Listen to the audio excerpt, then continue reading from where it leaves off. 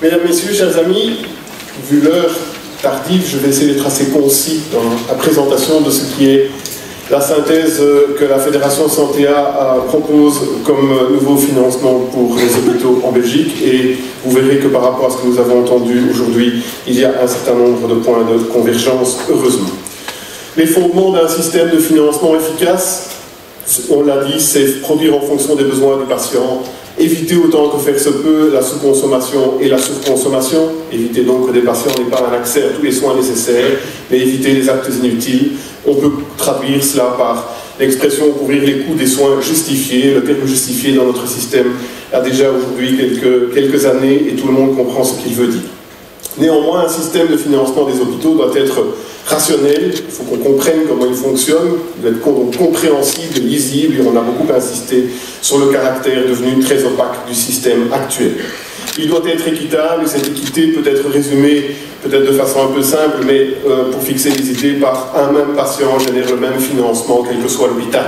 Ça permet à ce moment-là de considérer le patient comme le point central qui justifie le financement. Il doit permettre l'objectivation des évolutions du financement et des différences, de manière à ce que les incitations qui en découlent soient bien perçues par les acteurs. Enfin, il doit être souple, parce que nous sommes dans un monde extrêmement mouvant. Un système trop rigide aurait l'inconvénient d'aboutir très rapidement à une nouvelle opacité. Il doit être adaptable dans la même logique, parce que, encore une fois, le système évolue, les conditions de soins évoluent, et donc il faut pouvoir ne pas devoir changer de système trop régulièrement. Cette souplesse est donc un élément essentiel. Il doit favoriser la qualité, on l'a dit. Il doit favoriser également la multidisciplinarité, puisqu'aujourd'hui la prise en charge de patients est de moins en moins une relation intuitu personae, comme on dit, mais bien une prise en charge multiple et collective. Il doit favoriser d'abord la collaboration entre les hôpitaux en évitant tous les effets pervers au niveau du financement de ces collaborations, et il doit favoriser la collaboration entre les hôpitaux et les autres acteurs de soins. Donc, garantir une certaine évolution, mais tout en donnant une certaine vision stable pour l'hôpital, et l'idée d'un budget pluriannuel a été évoquée pour que les évolutions se fassent de manière douce et ne mettent pas en danger la survie de l'institution. Ce système doit, cette réforme qui nous est proposée aujourd'hui doit intégrer nécessairement la question de la transition entre le système actuel et le nouveau système. C'est un point qui ne doit pas être négligé. Nous ne partons pas de rien, nous partons d'institutions qui fonctionnent et qui doivent continuer à fonctionner. Et donc la question de vers quoi voulons-nous aller est aussi, il est aussi important de la mettre en perspective avec le comment allons-nous du système actuel vers le nouveau système. Un point qui pour nous est essentiel et qui n'a pas été évoqué jusqu'à présent, c'est que le système doit pouvoir être utilisé comme un outil de gestion interne. S'il n'y a pas d'incitation, ou plus exactement, il n'y a d'incitation que s'il y a une identification facile des situations où l'on est performant et où on n'est pas performant. Donc, si l'hôpital reçoit plus d'argent là où le besoin justifié est le plus grand, il doit pouvoir l'identifier.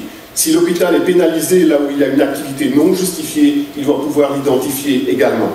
Les mécanismes actuels, dans leur complexité et leur opacité, prétendent avoir cet objectif, mais sont très peu opératoires par le fait qu'ils sont très peu lisibles ou très tardivement lisibles par les gestionnaires hospitaliers. Alors, comme nous tous, nous partons vers une idée d'un financement plus forfaitaire. Pourquoi? Ce sont les recommandations du KCE, nous l'avons entendu très bien exposé ce matin. C'est une tendance européenne et même au-delà, avec des nuances d'un pays à l'autre. Ça a un certain nombre d'objectifs et cela a des avantages. Cela incite à produire en fonction des besoins de soins du patient.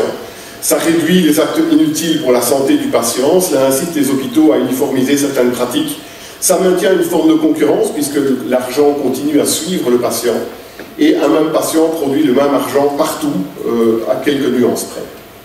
Mais ce financement forfaitaire dans la pratique quotidienne et dans la vie de tous les jours pose quand même un certain nombre de questions et présente un certain nombre de limites. Va-t-on financer de manière forfaitaire la construction d'un nouvel hôpital? On l'a déjà évoqué dans les propositions ce matin. Nous sommes tous d'accord pour dire que tout ce qui est lié aux infrastructures peut être très difficilement intégré dans un financement forfaitaire par patient. Une série de fonctions ne sont pas liées à l'activité dans un hôpital. Le médecin-chef, les hygiénistes, le médiateur, les fonctions administratives type encodage RCM, et je pourrais mettre beaucoup de petits points derrière, va-t-on intégrer dans un financement au patient le financement de ces fonctions? Il y a toutes les initiatives spécifiques, on en a beaucoup parlé, les projets pilotes, mais d'autres types. Les permanences et les disponibilités, on a évoqué les urgences, les SMUR, l'USI, les astreintes médicales, etc. Également, il faut quand même en parler, un certain nombre de coûts salariaux spécifiques, la promotion de l'emploi, un certain nombre d'accords sociaux, des charges de pension statutaires, etc. Va-t-on les intégrer dans un financement aux patients et à l'activité, plus un certain nombre de missions spécifiques d'intérêt général et bien entendu les coûts de la recherche et de l'enseignement, en particulier pour les hôpitaux académiques et ceux qui sont liés. Si nous répondons oui à cette question et que nous intégrons tous ces éléments dans un financement aux patients, alors nous passons à une logique qui est celle d'une industrie, d'une entreprise commerciale qui produit des boîtes de petits pois et dont le revenu est la somme, ou plus exactement la multiplication du nombre de boîtes de petits pois qu'elle produit par le prix de ces boîtes de petits pois, l'ensemble devant couvrir l'ensemble des coûts de l'institution. Ça pose un certain nombre de problèmes dans notre secteur parce que nous avons le poids de choix politiques du passé que nous ne pouvons pas évacuer d'un revers de la main. Il y a un certain nombre d'engagements qui ont été pris, il y a des révisions de BMF qui ne sont pas achevées et qui nous ramènent également à des engagements du passé. Et d'une manière plus générale, nous pensons que l'intégration excessive d'éléments de fonctionnement de l'hôpital dans un seul montant forfaitaire aboutirait finalement à ne plus utiliser le système de financement comme moyen de politique de soins, et là nous pensons que c'est aller un peu loin. Donc notre idée part d'un dispositif dans lequel l'ensemble des éléments qui génèrent de l'argent dans l'hôpital aujourd'hui puissent être regroupés et redistribués autrement.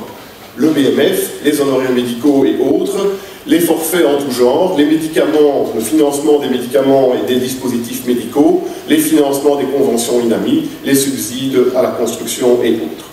Nous partons sur l'idée de réattribuer l'ensemble de l'argent composé par ces différents éléments du système actuel dans 4 enveloppes distinctes.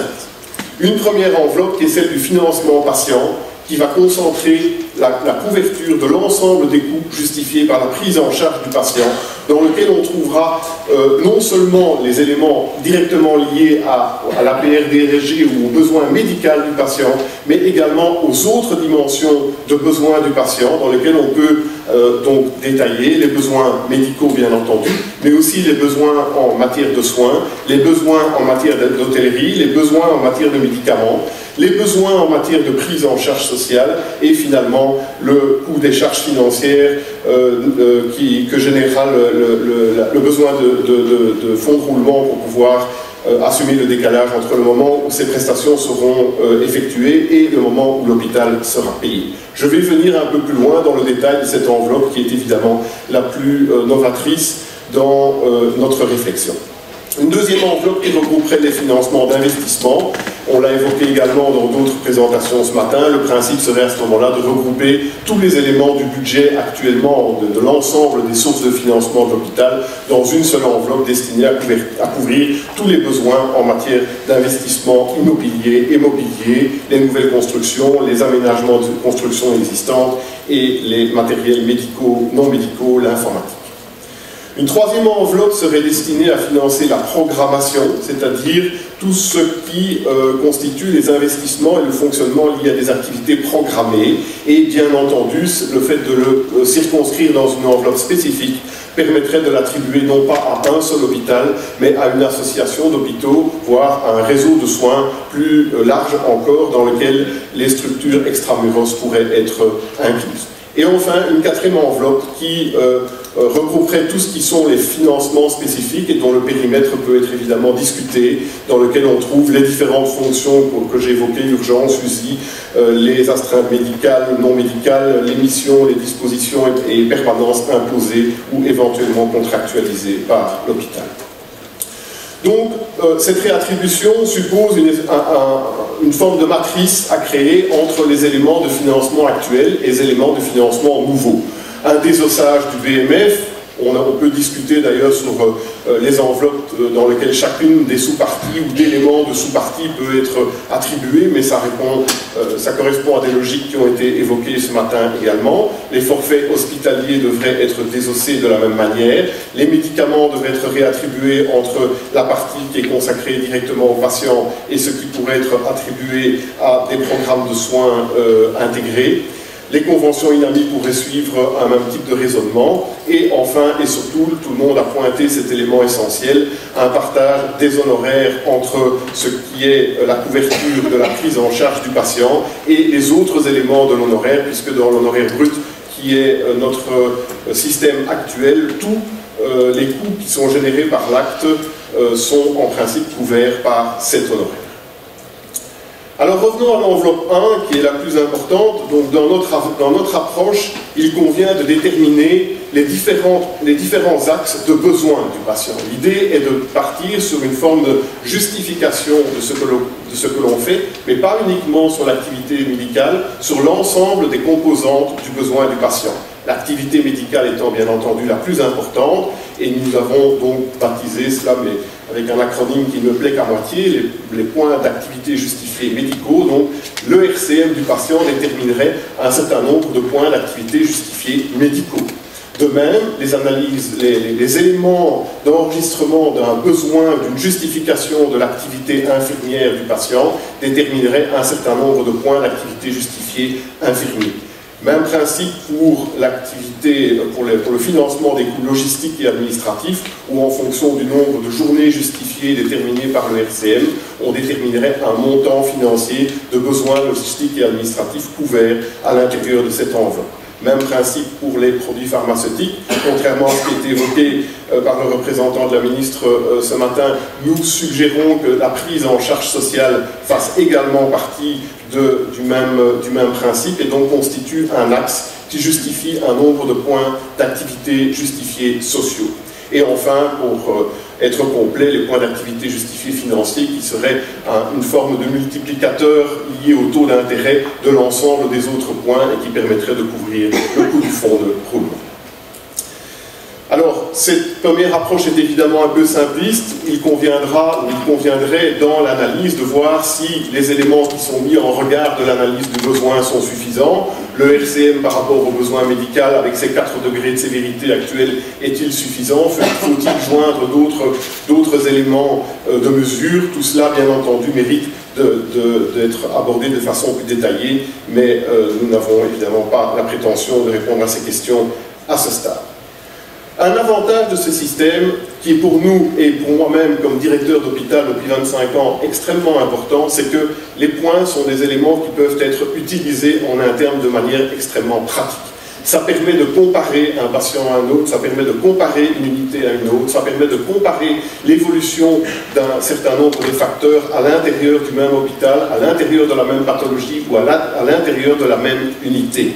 On peut donc de cette manière-là utiliser les points que l'on reçoit par patient comme un élément de gestion qui permet de comparer le financement que l'on obtient grâce à ces points à un coût ou en tout cas à un financement à l'acte pour prendre une base qui existe, mais d'autres analyses existent aujourd'hui pour se concentrer plus sur les coûts eux-mêmes. Néanmoins, cette comparaison assez facile à faire permettrait, je pense, aux gestionnaires hospitaliers d'avoir une vue beaucoup plus précise de la façon dont il peut éventuellement être pénalisé ou favorisé par rapport à ce qui se passe dans son institution.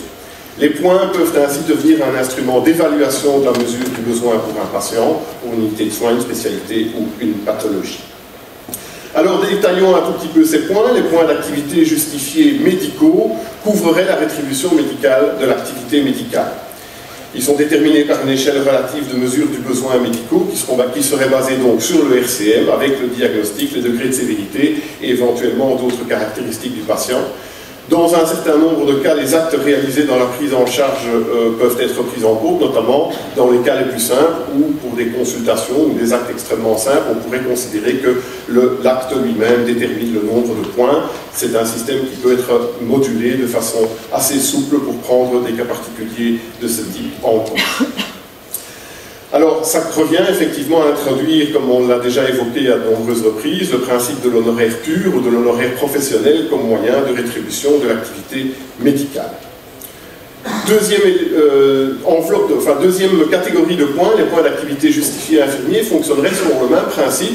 Au lieu d'être basé sur le RCM, il serait basé sur les mesures de l'activité infirmière, et donc à partir de toute l'évolution que nous avons connue dans la mesure du besoin infirmier, RIM, DIR, HM, NRG, cela déterminerait un certain nombre de points justifiant la prise en charge infirmière du patient, donnant lui-même lieu à une enveloppe financée. Là aussi, dans les cas les plus simples, les actes eux-mêmes pourraient servir à déterminer le besoin. Le système présente la même souplesse.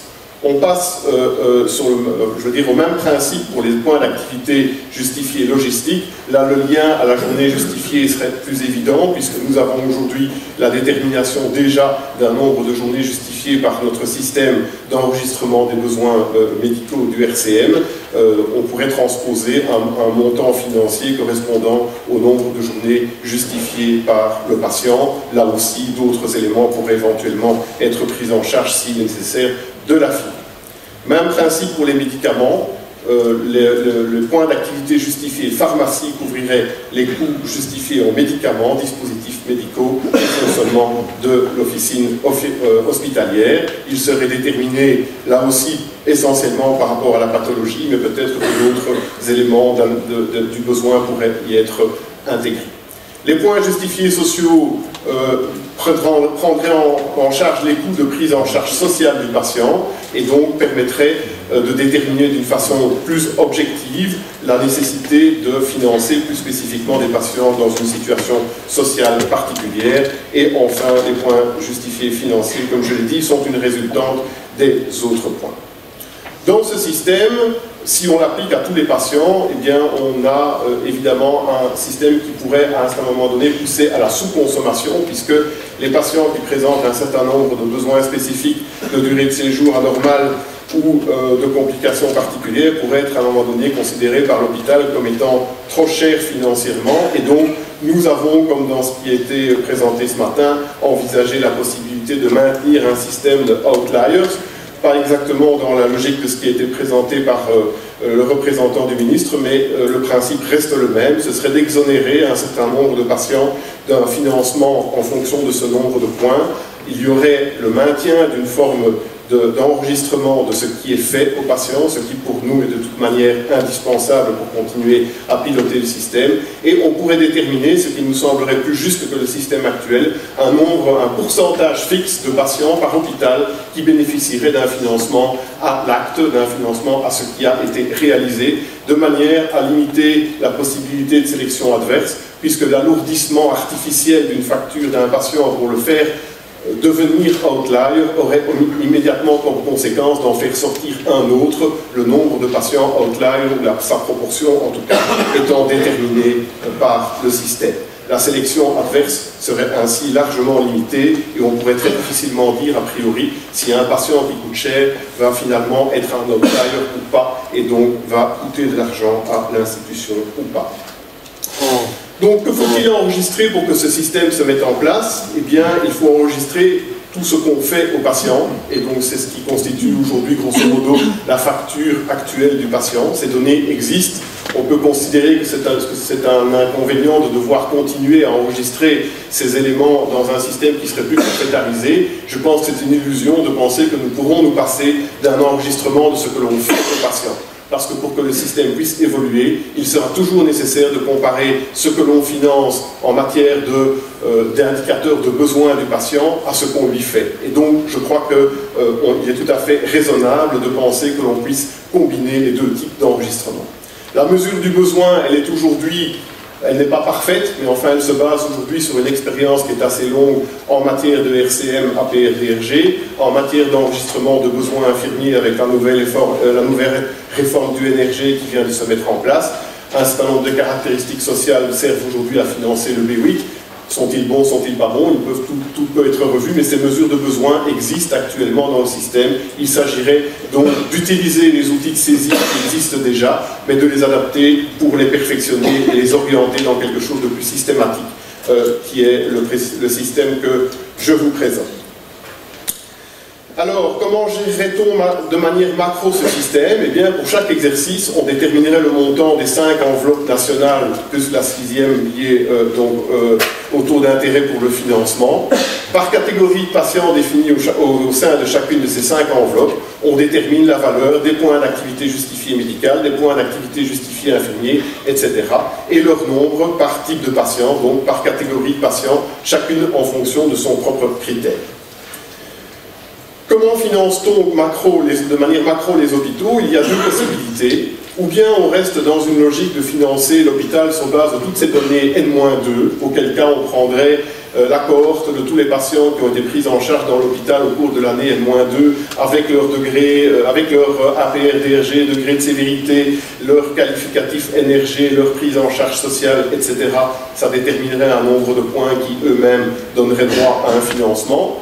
Si nous sommes plus efficaces, si nous parvenons à améliorer les systèmes d'enregistrement, il est possible d'avoir un financement qui soit basé sur la réalité du patient qu'on hospitalise. Bien entendu, la qualification du nombre de points par catégorie de patients doit se baser sur des données historiques, donc celle vraisemblablement de l'année -2 ou d'une année de référence relativement proche, mais le patient lui-même pourrait être financé pour ce qu'il génère dans l'année en cours, ce qui nous semble un avantage non négligeable. Ça oblige bien entendu l'hôpital à pouvoir déterminer tous les éléments de besoin du patient à la sortie de ce patient au moment où il établit la facture. Donc ça veut dire qu'il faudrait que le RCM, le NRG systématisé et un certain nombre d'éléments de besoin du patient soient disponibles dès la sortie du patient. C'est évidemment un objectif à atteindre, ça nous semble tout à fait réaliste dans ce qui est actuellement, de ce qui sont actuellement les structures d'enregistrement présentes dans les hôpitaux. Alors pour fixer les idées, un petit exemple rapidement. Prenons un séjour hospitalier, le séjour 001. À sa sortie de l'hôpital, ce séjour hospitalier est caractérisé par les mesures d'actes que l'on a faites au patient pendant son séjour. Le nombre de journées réelles d'hospitalisation, les actes médicaux qui ont été réalisés, les médicaments qui ont été administrés, etc. On ajoute, c'est ce qu'on utilise aujourd'hui, grosso modo, pour établir la facture du patient à sa sortie de l'hôpital. Il faudrait donc pouvoir ajouter à ces données des mesures de besoin perceptibles immédiatement à la sortie du patient et qui permettraient donc de déterminer les points de chacune des 5 enveloppes. Voilà par exemple le séjour 001, base de ce qui a été réalisé. J'ai globalisé les chiffres pour qu'ils tiennent sur la DIA, donc la mission comprendrait le forfait d'hospitalisation de la mission, la partie couverture de coûts des forfaits de biologie clinique, d'imagerie médicale, etc. Un nombre de journées avec une facturation telle qu'elle existe aujourd'hui des 10% du BMF par journée, les différents actes médicaux qui ont été réalisés aux patients, les différents médicaments qu'on y a administrés et d'autres éléments pour arriver à un montant total de la facture du patient, ici en l'occurrence 4 185 €. On ajouterait en deuxième document, si je peux dire, en annexe de cette facture, une facture qui se présenterait de cette façon-ci, où en fonction de la catégorie médicale dans laquelle le patient se trouve, donc de son APR-DRG avec son degré de sévérité, cela déterminerait que ce patient a droit à 73 points d'activité justifiée médicale, le point d'activité justifiée médicale de l'exercice étant à 20 €, ça représente 1460 €. De même, son besoin infirmier mesuré par le système du NRG détermine qu'il a droit à 68 points d'activité justifiée infirmier. Le point d'activité justifiée infirmier dans l'exercice en question est de 10 €. Ça donne droit donc à 690 € et ainsi de suite pour les autres éléments de besoin. On arrive donc à un total qui est de 4046,7 € et que l'on peut comparer de façon extrêmement simple avec ce qui est la facture d'aujourd'hui, si je peux dire, pour ce patient. Et on peut décider de la facture que l'on souhaite appliquer de manière définitive ou de manière évolutive. On peut commencer par établir ce type de facture à blanc pour tester, pour mesurer les différences qu'il y a entre la facture actuelle et cette nouvelle facture et pour évoluer vers un système dans lequel progressivement c'est la facture besoin qui s'appliquera et qui déterminera donc le montant que l'hôpital percevra. Donc, l'hôpital perçoit le montant calculé sur base des besoins de l'année, mais pour pouvoir intégrer alors les outliers dans ce système-ci, à la fin de l'exercice ou d'une façon périodique, on reprendrait les factures en comparant les factures de besoin et les factures d'actes réalisés, et pour un pourcentage de 5%, de 8%, de 10% à déterminer de manière globale ou par type de pathologie, on déciderait qu'un certain nombre d'entre elles seraient couvertes non pas en fonction du besoin, mais en fonction des actes réalisés. Ce pourcentage étant fixe, il limite encore une fois la possibilité de pouvoir appliquer des principes de sélection adverse. Mais il laisse donc la possibilité, pour un pourcentage déterminé de patients, de couvrir la totalité de ce qui lui a été fait, et donc on introduit dans le système un principe de outlier qui évite la sous-consommation. Alors, quelles seraient les conséquences de l'application de ce système? On le sait, je pense qu'il ne faut pas s'en cacher, même si on ne le dit pas toujours de façon aussi claire. Les trois faiblesses du système belge, selon nous, sont les suivantes. L'opacité, la complication du système, nous sommes tous d'accord là-dessus, on l'a suffisamment dit ce matin. Le financement à l'acte, nous sommes convaincus, et je crois qu'il y a quand même aujourd'hui suffisamment de base pour dire que le financement à l'acte en tant que tel, dans certains domaines en tout cas, multiplie les actes inutiles. Et le financement à l'honoraire brut, qui crée une indéfinition et un conflit permanent autour du partage de l'honoraire. Dans le nouveau système que nous proposons, il y a une simplification majeure du financement. Pour chaque patient, on établit deux factures alternatives claires. Pour les patients financés au besoin, il n'y a plus d'actes inutiles puisqu'on a une enveloppe fermée pour financer ce patient. Pour les patients outliers, il y a une garantie de couverture de besoins non mesurables a priori. L'honoraire médical devient un honoraire pur ou un honoraire professionnel. Le partage de l'honoraire entre le gestionnaire et le corps médical est déterminé et ne pose plus de problème. D'autres avantages de ce système, c'est que l'hôpital peut identifier facilement ses lieux de performance et de non-performance. Il peut comparer sa facture de besoin et sa facture d'acte pour chaque patient, pour chaque unité de soins, pour chaque spécialité, entre deux périodes différentes de la même unité de soins ou du même prestataire, de la même équipe de prestataires, voire de comparaison entre hôpitaux pour ceux qui le souhaitent. Là où sa facture d'acte est supérieure à sa facture de besoin, eh bien, le système, en tout cas, le répute non performant, et ça mérite donc qu'il aille analyser pour quelles raisons sa facture d'acte est supérieure à sa facture de besoin. A l'inverse, là où la facture de besoin est supérieure à la facture d'acte, il peut se dire que l'économie de moyens a été suffisamment réalisée et que donc les moyens utilisés pour soigner le patient sont justifiés. Alors les conditions d'un tel système, c'est impliquer le périmètre le plus large possible. L'ambulatoire intra- et extramuros doit pouvoir être intégré dans ce système, notamment grâce à la troisième enveloppe, je viendrai un peu plus loin, parce qu'il y aura évidemment à ce moment-là des transferts financiers à gérer entre ce qui vient à l'hôpital et ce qui irait à d'autres acteurs de soins. Il faut qu'il y ait également une forme d'incitation à la pratique médicale hospitalière. Dans la révision de la nomenclature selon ce système, il faudra que les professions médicales nécessaires à l'activité hospitalière puissent être garanties. Et il y a la question des suppléments d'honoraires qui n'est pas abordée ici, mais qui peut être traitée d'une façon relativement indépendante par rapport au système, ou en tout cas assez souple par rapport au système. Il est nécessaire de mettre en place de façon simultanée trois piliers: la réforme du financement, l'évolution du statut du médecin hospitalier dans le sens d'une plus grande implication des médecins dans la gestion, et évidemment la mise en place d'un système d'évaluation de la qualité. Je passe rapidement sur la deuxième enveloppe, vous l'avez compris, rien de très spécifique. Il s'agit de regrouper tous les types de financement pour les faire évoluer, pour les maintenir. Il y a toute une série de possibilités. Je pense qu'il y a un certain nombre d'éléments qui peuvent être partiellement convergents avec la 6e réforme de l'État. Peut-être que la 7e réforme de l'État, dont on parle maintenant et sur laquelle tout à coup tout le monde semble se mettre d'accord, pourrait créer plus d'uniformité encore dans cet aspect. La troisième enveloppe serait donc consacrée à la programmation, pour donc financer des activités programmées, ces activités médico-techniques lourdes, la radiothérapie, le PET scan, les besoins de soins lourds tels que la cardiologie interventionnelle et d'autres qui ont également été cités dans d'autres exposés. Ces financements-là comprendraient les frais d'investissement et de fonctionnement, et ils iraient à l'association entre plusieurs hôpitaux qui doit être favorisée systématiquement pour qu'il y ait une collaboration efficace entre hôpitaux sur ce point. Et enfin, quatrième enveloppe, les financements spécifiques, il est très difficile de lier à la prise en charge d'un patient déterminé. Donc, on les a évoqués, je les passe rapidement, les permanences obligatoires, les fonctions spécifiques, les projets spécifiques, etc. Qu'y a-t-il donc dans cette proposition, cette réflexion qui vient de Santea, qui soit convergent ou divergent avec la proposition de la ministre de Blok qui nous a été rappelée ce matin? Eh bien, nous pensons qu'il y a en réalité pas mal de choses qui sont convergentes. Il y a l'idée d'une évolution et non pas d'une révolution. Le système que nous proposons permet de passer relativement en souplesse entre le système actuel et un système plus cohérent à terme, avec une évolution qui peut être intégrée de manière pas trop compliquée.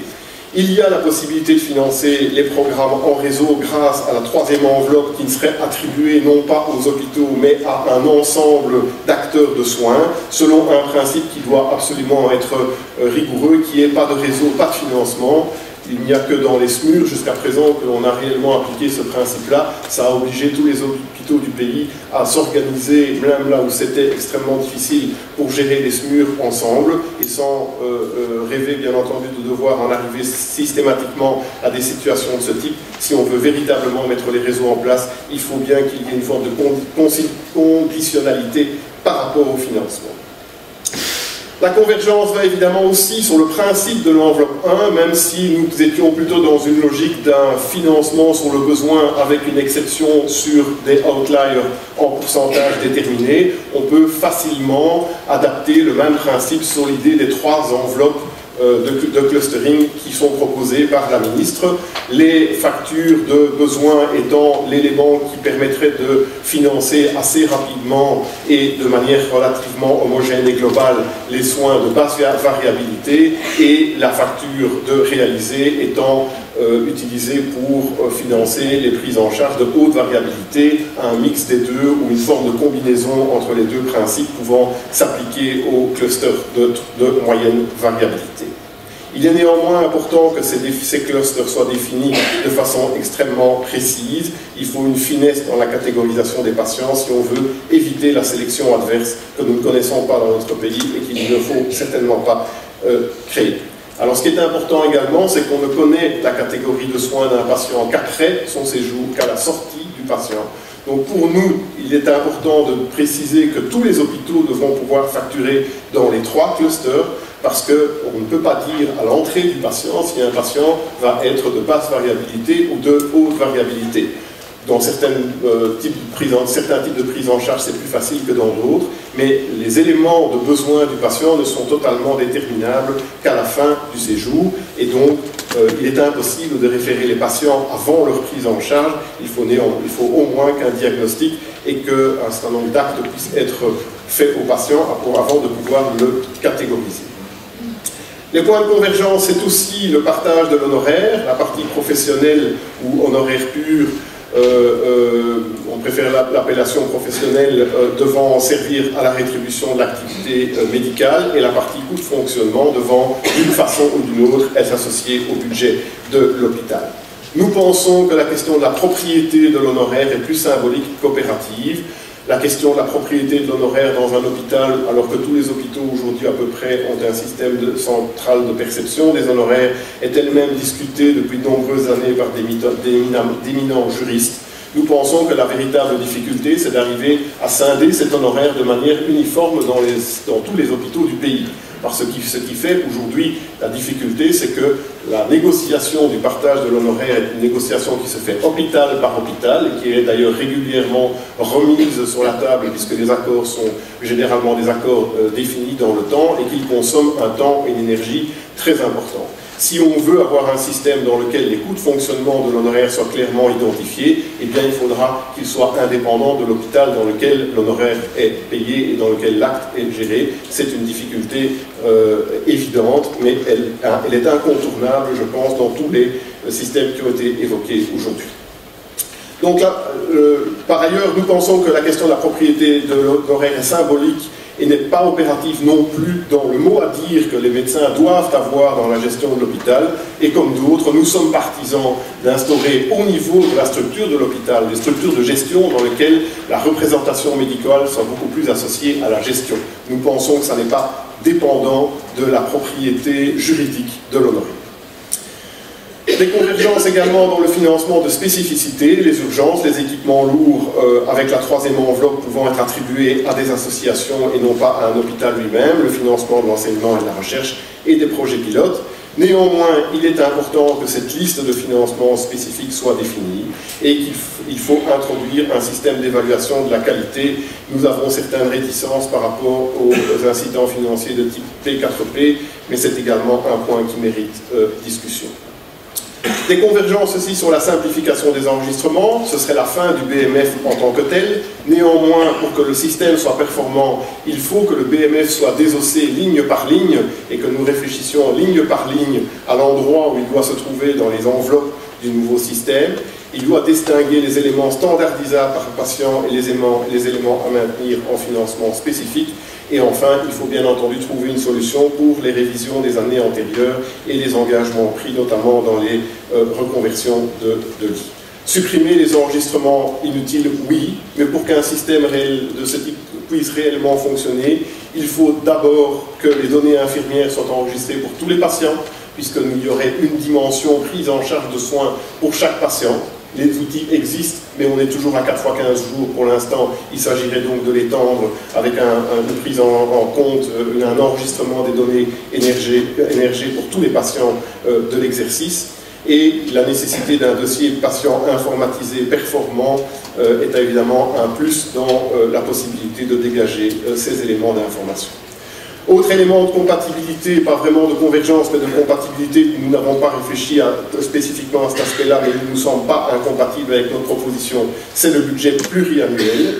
On peut mélanger les données de plusieurs exercices pour atténuer par un principe de moyenne mobile l'impact des données historiques sur les budgets de l'année. L'activité doit se poursuivre tout en opérant la réforme, et donc il faut prévoir les moyens nécessaires aussi à la mise en place de cette réforme dans les hôpitaux. L'adaptation de la gouvernance n'est pas directement liée au système de financement et donc il n'y a pas, à notre avis, d'incompatibilité avec les propositions qui ont été faites. Il reste néanmoins un certain nombre de questions en suspens.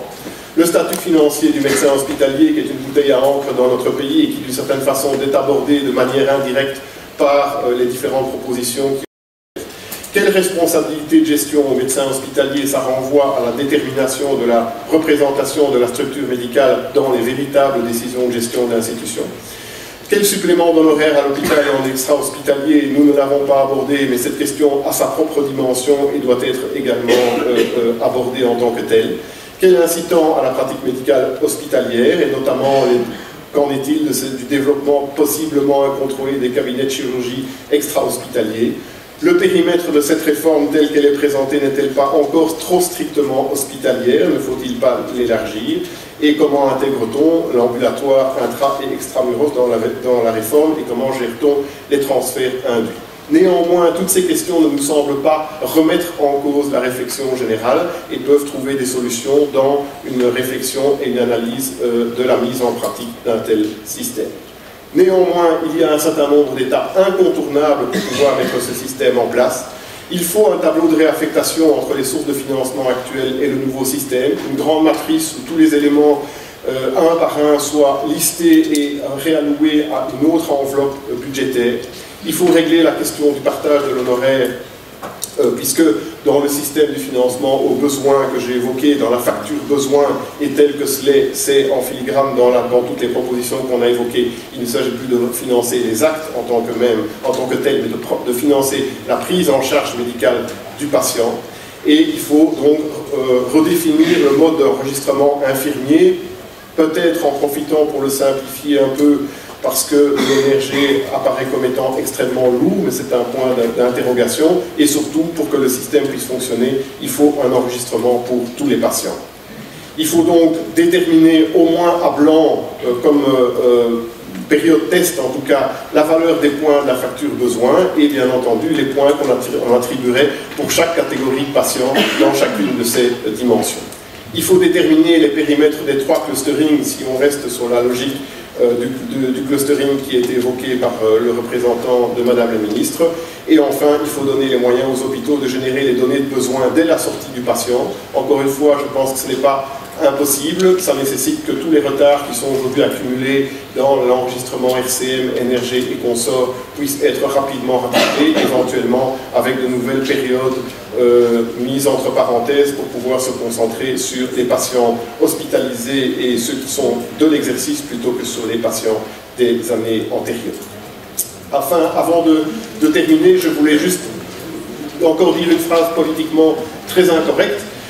Depuis que la proposition de la ministre a été mise sur la table et avec, disons, une histoire d'un certain cynisme en politique que nous avons parfois dans notre pays, il se dit dans certains couloirs qu'en réalité toutes les décisions sont déjà prises, toutes les modalités sont déjà organisées et que les hôpitaux qui sont proches politiquement du ministre seront nécessairement les mieux favorisés dans la mise en place du système.